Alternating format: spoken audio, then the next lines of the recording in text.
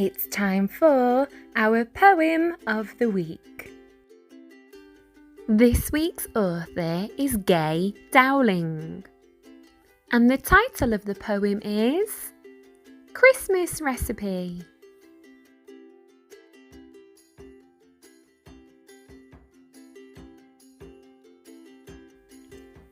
A pound of fun and a pound of joy.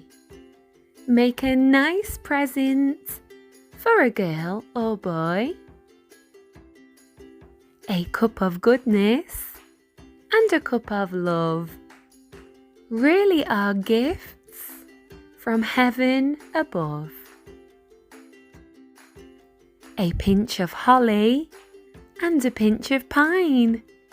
Now we know it's Christmas time. I wish you all a very Merry Christmas.